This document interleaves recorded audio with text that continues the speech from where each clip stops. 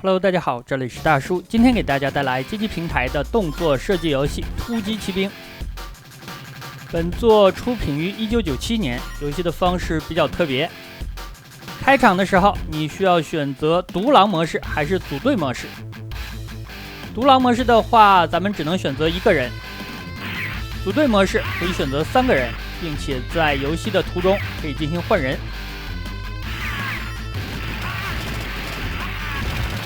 虽然组队模式可以弥补各个角色的缺陷，但是独狼模式血量更多，而且最大的手雷数上限也更高，所以说2个模式各有优缺点吧。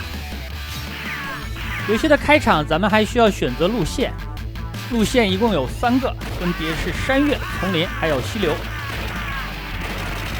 咱们打完了3关之后，可以选择切换路线，这样的话中间会多一个列车的关卡。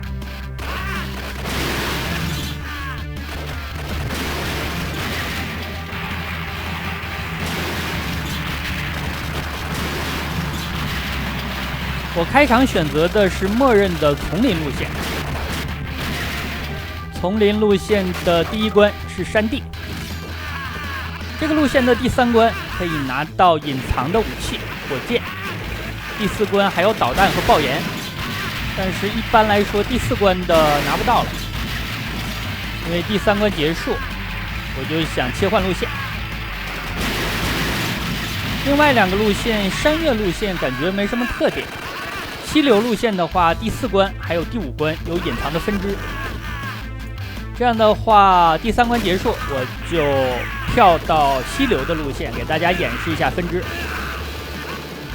刚才地上的香蕉，我故意留下了，留下的话就会被猩猩捡走，这算是游戏的一个小彩蛋吧。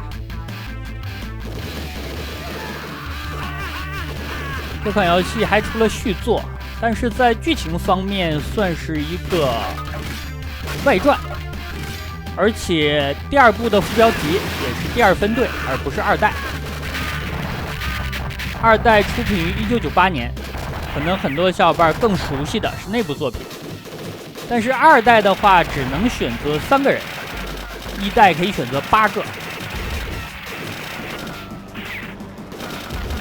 1代的8个角色里边有2个女性角色，那我是为什么选择了米奇，没有选择玛丽呢？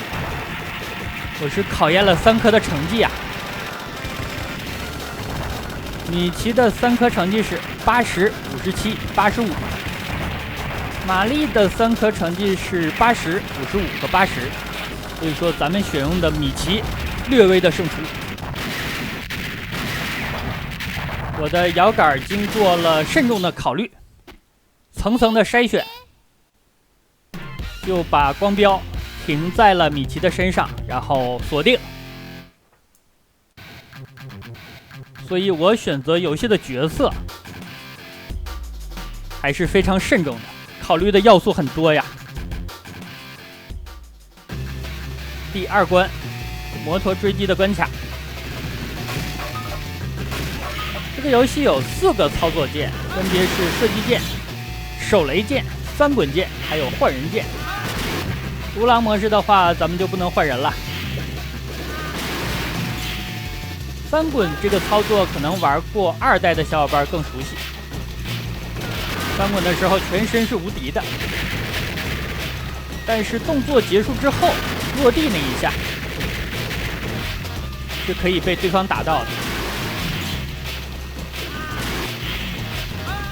给大家介绍一下游戏的剧情。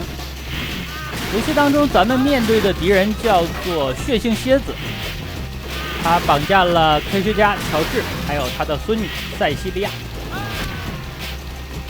为了获得一种特殊的药剂301，但非常不巧的是，塞西利亚和突击小队里的杰凯尔是一对没羞没臊，所以突击小队就出发，决定要灭掉血性蝎子。我觉得血腥蝎子的思路有问题啊！你想要这个药剂的话，你直接把乔治绑走就完事儿了，你干嘛绑他孙女呢？而且你的背景调查也没有做完全，塞西利亚不是无根之草啊，背后有这么强的一个武装力量。值得一提，小队里的杰凯尔，他的名字是音译，意义的话是柴或者是胡狼。这个名字同时也是咱们小的时候玩的名作《赤色要塞》的名字，因为它原本的意思就是豺狼部队。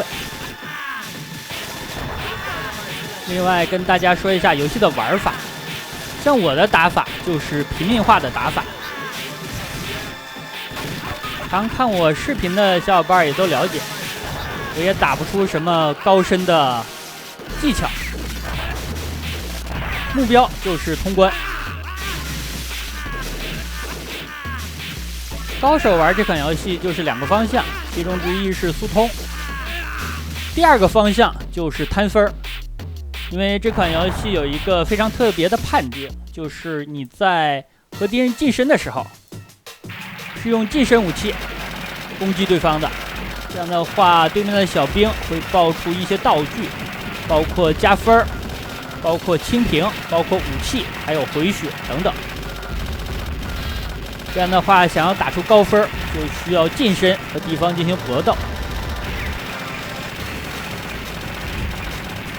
是一个高风险高回报的玩法。当然了，那是高手的事情，像咱们这些普通玩家，使用常规的打法能够通关就可以了。这里来到了第2关的 BOSS。其实这款游戏的 BOSS 就那么几种，同一个类型的 BOSS， 只是它的贴图换了一下，攻击的套路都差不多。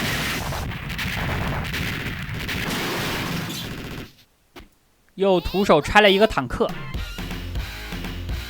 重装机兵的红狼，要是有这个能耐，当年也不至于挂掉啊。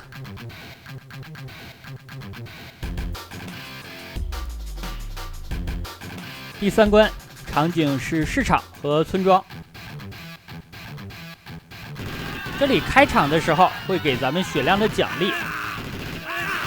有一个地方需要跟大家说明一下，就是这款游戏实际上有2个版本，你可以认为一个是原始版，一个是 1.1。1.1 的版本和原始版本有略微的区别。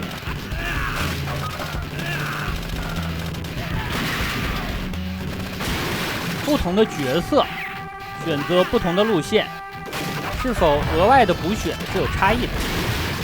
另外区别最大的是，后期的版本在组队模式下血条是共用的。其实当年很多的街机游戏首先会有不同的语言版本，也会针对一些恶性的 bug 来推出一些修复的版本，甚至有些游戏还会针对游戏的设置进行调整之后再推出新的版本。同一个游戏可能会有7、8个甚至是10几个版本，但是区别来说并不大，所以很多小伙伴可能没有留意。另外近年来有很多的厂家会把自己之前的街机游戏打包移植到新的家用机平台上，移植的时候还会对游戏做出一定的调整，这样的话游戏的版本就更多了，不过那就是后话了。我刚才介绍的游戏版本区别是针对街机平台的。这里是第3关的中段，咱们要面对2个小 boss。这个小 boss 我打的没有自信了，其实手快的话可以近身给他2下，然后再进行翻滚。双子 boss 剩下1个的话，他会展开多重的影分身。大家再看他们2个的配色，一个红一个蓝，像不像佐助和鸣人啊？第3关的后半段就是村庄了。村庄里边最值得留意的就是隐藏的超级武器。也不算隐藏，因为藏得不深，但是旁边有好几个地雷，咱们需要在特定的位置翻滚过去，才能无伤的拿到。火箭的伤害非常的高，但可惜的是它的数量有限。我以后应该录制一个版本，使用无限的隐藏武器，那样打起来应该更爽。刚才这个士兵看起来姿势非常的扭捏，可能是屁股疼。它也算游戏的一个彩蛋，在每一个路线都有。面对玩家的时候，他会做出不同的反应。其中有一个反应是他把头套摘掉，然后再逃跑。逃跑的过程当中会扔出很多的饭团。这种情况不是每次都能遇到，有一点看脸。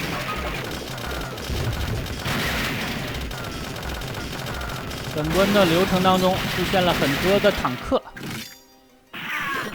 BOSS 也是一个大的坦克，但是这次咱们是要打驾驶员的。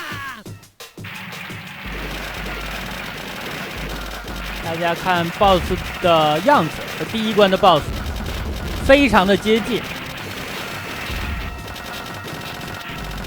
只是变成了黄色。驾驶员的话是非常标准的人形的 BOSS， 最终 BOSS 的很多招式和他也差不多。不过攻击的范围更广。坦克履带的这个位置相对安全一些，但是一会儿驾驶员出现，他会向你投掷手雷。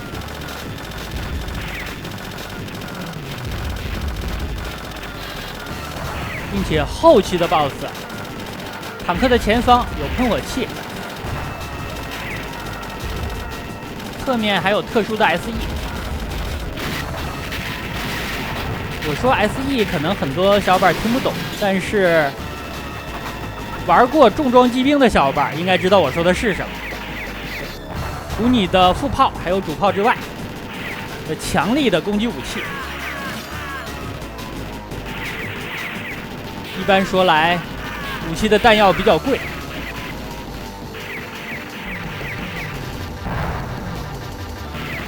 这个 BOSS 就是几种攻击方式。打他的话，你可以选择近身的肉搏，或者是中远距离的射击。近身的话，需要你对 BOSS 的动作有足够的了解，比如说他每次上子弹就是要向前方散射了。散射的话，破绽是非常大的，因为他在上弹的一刻，他就已经决定了他的射击方向。你可以闪到 BOSS 的旁边，对他进行持续的近身攻击。好的，第3关结束了，这样咱们切换一下路线。另外2个路线是山岳路线还有溪流路线，这样我就切换的是溪流。咱们要多打一个列车的迂回关卡。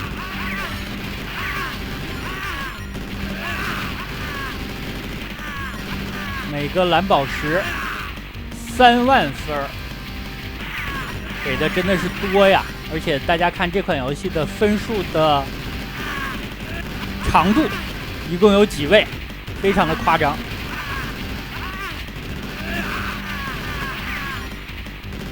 实际上，这个设置也是鼓励玩家进行摊分的玩法。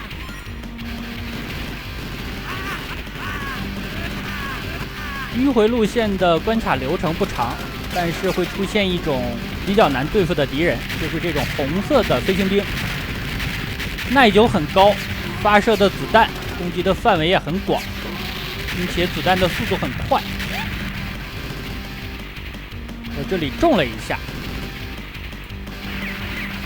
打小 BOSS 了。这里的场景比较狭窄，但我就喜欢紧窄的呀。这种情况就非常适合和 BOSS 打近身的肉搏。